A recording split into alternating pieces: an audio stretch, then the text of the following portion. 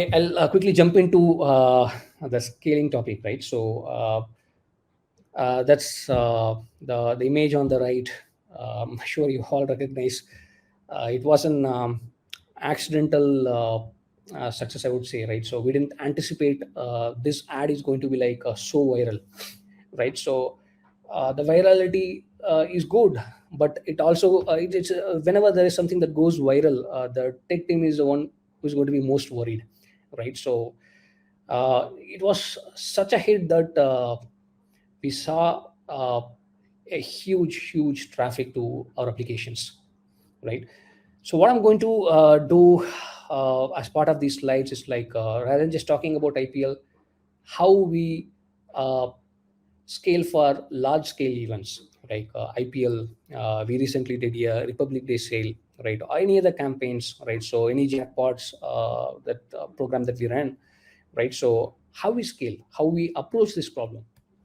So what are the goals, right? So it's just important, right? So before we get into any planning activity, we need to understand what's a goal, right? So the product and business teams need to acquire new customers, right? So the reason why we are doing a scale event is to acquire a customer, grow transacting user base. It's not just about like customers come in, but also the customer has to transact on the application, right? So not just signing up and it doesn't do anything, right? So some education related promos would be there, advertisements would be there, so customers can come in and transact on the app.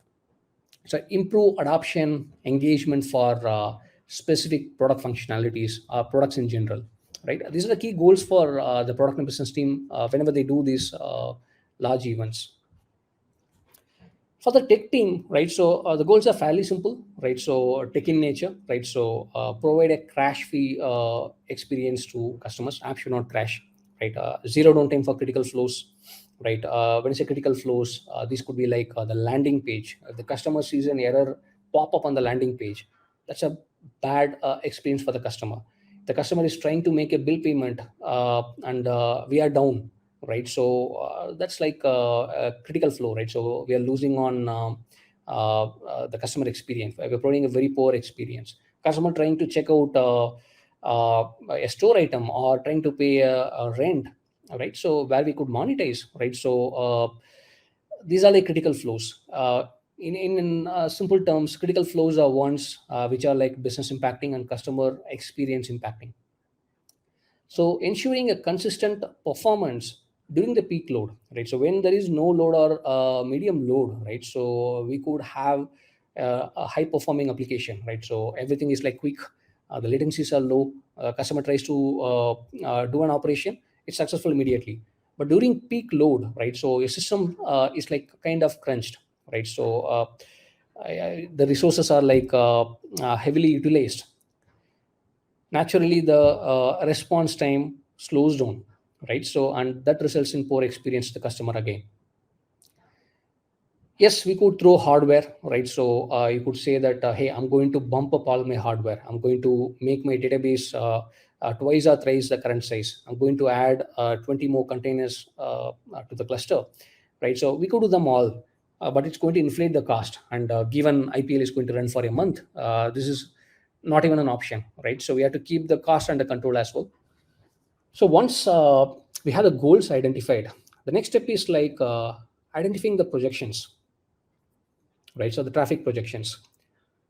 How do we do that, right? So we try to understand what are the new product launches that are planned for this event, right? So are we trying to do a new launch during the IPL? Are there any large feature changes that's going to come up?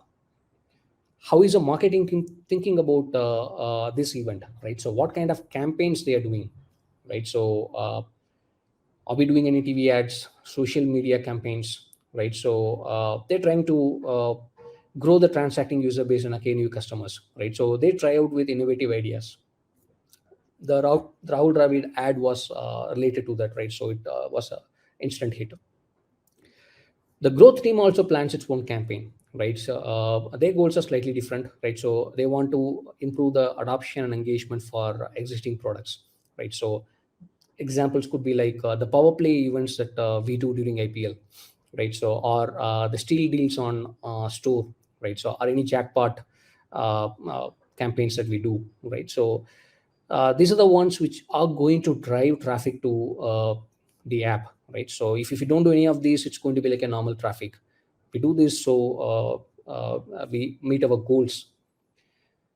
So once the new launches and the campaigns are identified, we use analytic models to compute traffic pattern, right? So our traffic, hourly traffic that's going to come up on different screens, right? So our different products throughout the event.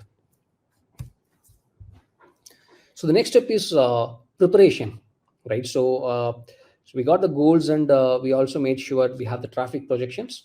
So now we need to prepare, come up with a plan, right? So the tech team has to come up with a plan on how to go about this. So by the way, these are like kind of templatized at CRED, right? So this is we have a template for large scale events, so we don't need to repeat ourselves. These are done once, and we try to follow. So the amount of work that we have to do in the subsequent scale events are very minimal, right? So as part of the preparation step, right, so we categorize the app flows into multiple tiers, right? So say tier 1, 2, and 3, right? So tier 1, these are the flows which has maximum business or customer experience impact, all right? So the ones which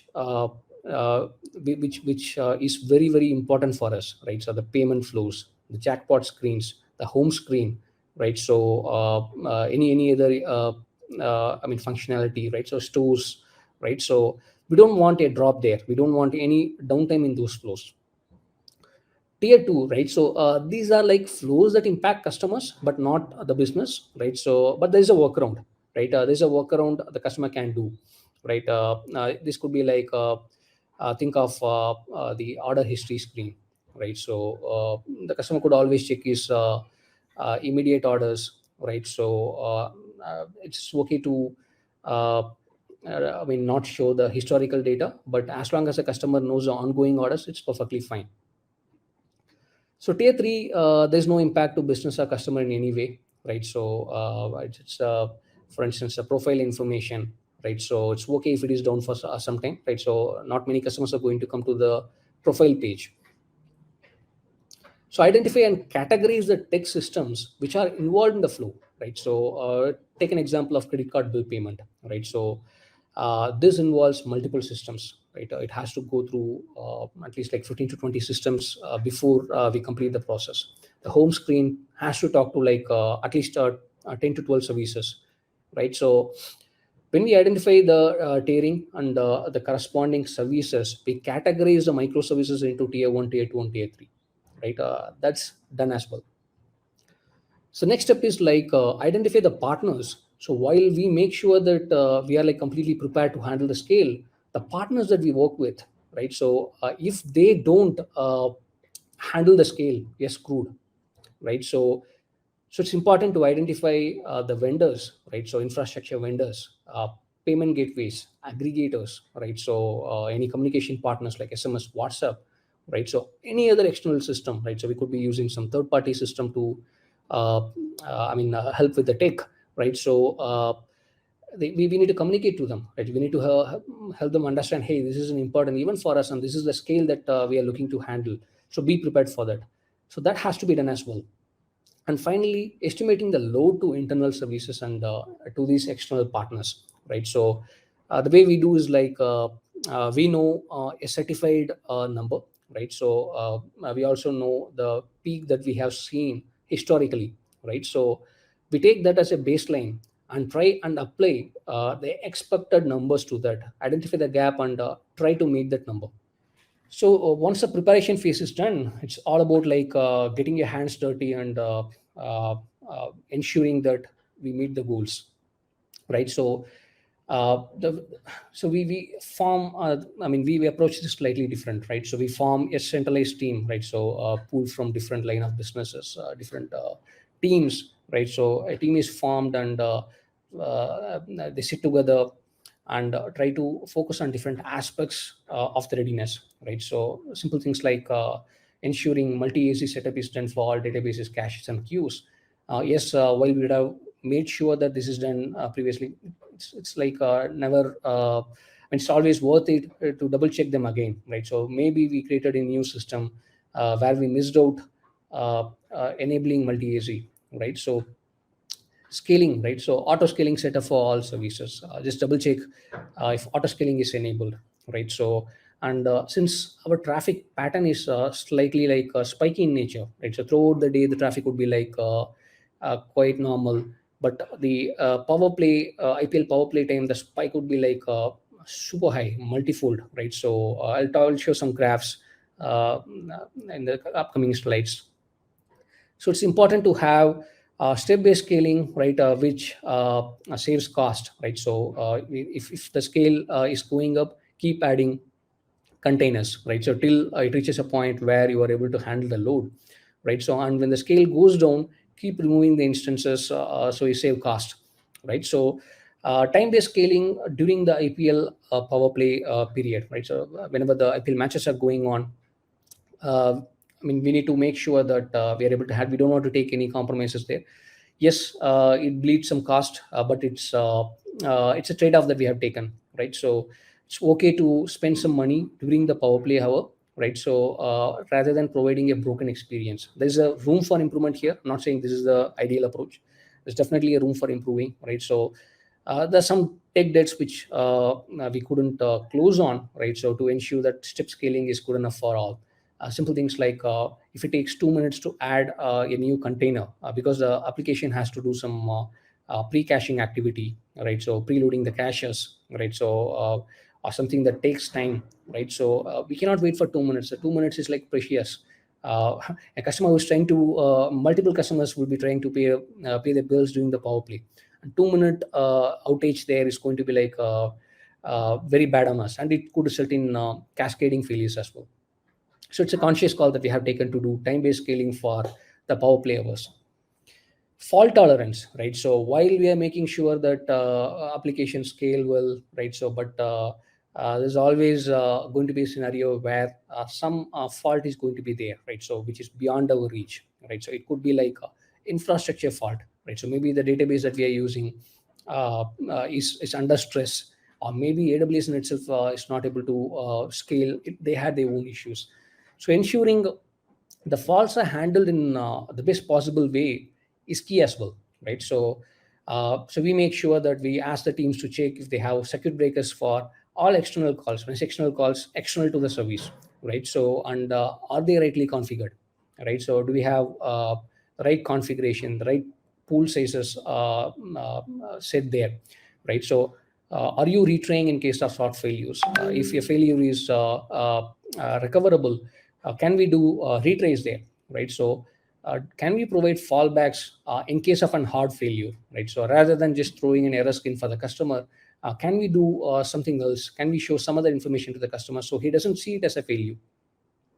The traffic control, right? So this is the most important. You could do everything else, but if you don't manage the traffic well, it's going to be a catastrophic failure, right? So the traffic can come from organic, promotional, or it could be like attacks or DOS attacks, right? So it could be anything, right? So I'm skipping the security aspects of this here, right? I'm talking about the organic and promotional traffic, right? So setting up rate limitings for critical flows, right? So when we know that this is the maximum that we can handle, why even take additional load? Instead of failing for everyone, can we fail for some users and ensure that the rest of them have a great experience, right? So second, these are like a last leg, right? So when we have done everything and we see a traffic which is beyond our control, do this load shedding, right? So can we shed some load, right? So we don't need to handle all the requests, right? So we don't need to process all the information. Can we shed some load? And finally, graceful degradation, right? So instead of showing very rich information, for instance, in the home screen we show the upcoming bills, we show some of we cross sell some of the products there, right? So we have a lot many information in the home screen, right? So instead of showing everything, can we gracefully degrade? We'll show only the ones that's really important for the customer. The customer has come here because he wants to play a jackpot, so that's very important to show on the home screen. The customers come here to make a bill payment. We want to show that information to customer, but rest of them we can turn them off. So that's what I mean by graceful degradation here. Right, so ensure the monitoring alerting are set, right? So at a business level, application level, system level, right? So and make sure that the warning and critical thresholds are set, so the alerts come into the right team, right? So have the run books in place. When a particular issue happens, what should I do to recover fast? So alerts routed to the respective on calls, right? So it's not just about like setting up alerts. It should go to the person who's looking into that, who's supposed to look into that, right? So and set up a war room, right? So to handle failures. So something fails, it's important that we have folks on the room to take some decisions. Have a call leader who would make decisions on behalf of everyone.